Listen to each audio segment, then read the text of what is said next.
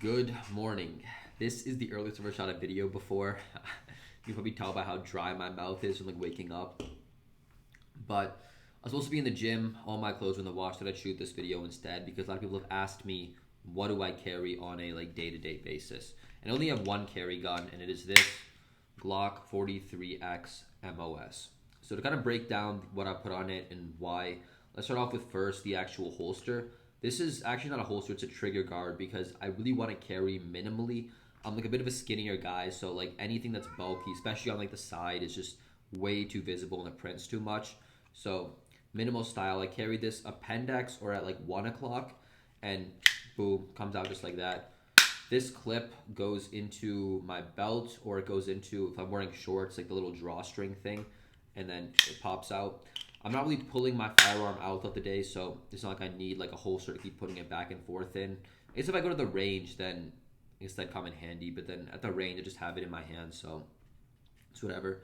But this is like the Raven. I'll have all my parts and stuff linked in my kit in my everyday carry in the description below.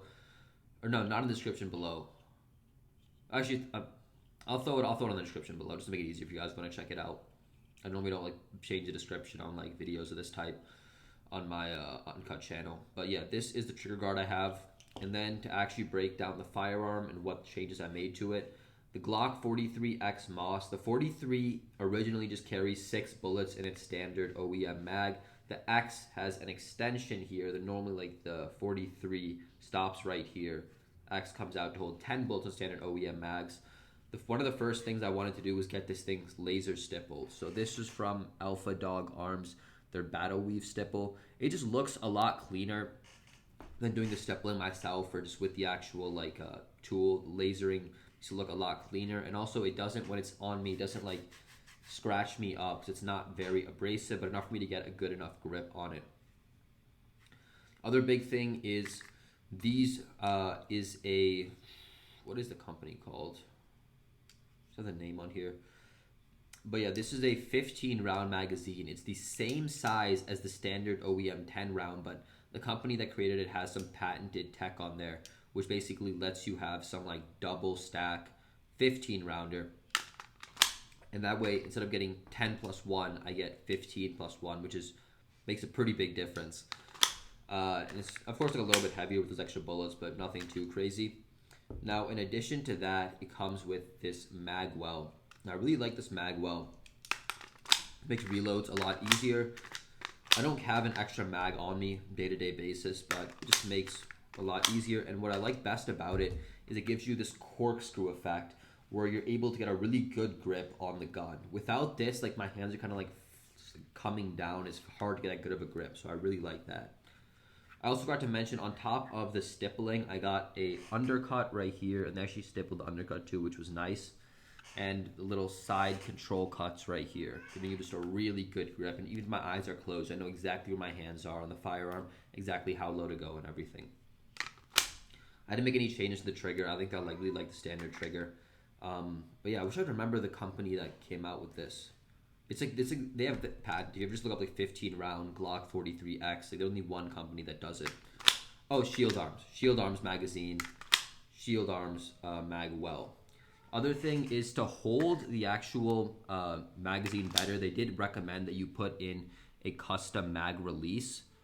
So this one is not the standard one. I did change that out, but if you can tell, it's definitely a little. It's this is metal, and it's like a little bit different on the inside, which should let you hold this a lot better. It does still work with standard OEM mags. Not that I like put them in here, but it's just like if you have an OEM mag in here with this thing, you have to kind of like wiggle it out at the bottom. It doesn't come out that easily. Other thing is the red dot. MOS makes it a lot easier because I don't need to actually get like the slide cut for it. But I do have a tiny little plate in there that's meant to hold the Holosun 407K X2 red dot. I like this. I have the other red dot, the bigger one that has like the solar panels on it on my other firearm. But this was very minimal. I had just enough room in here to see that. Not sure if you guys can see the red dot. There you go. I'm debating getting like slightly higher sights so I can like kind of not like straight up co-witness, but like a lower 1/3 co-witness the sights with the red dot. I think I probably will do that in the future, but for now, I really like this. Having this on me, even as like a skinnier guy, like is a smaller firearm, but it is does not print that much except for like a little bit of this right here, which sticks out a bit.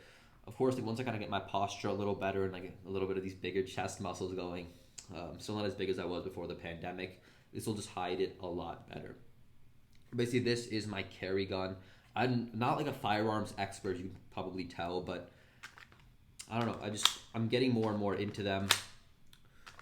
I'm not an enthusiast, but like they are really fascinating to learn about. I went skeet shooting. It was fun messing around with the shotgun, and I've shot an AR before too a couple times, but I'm getting into guns, and I think this is just perfect for me.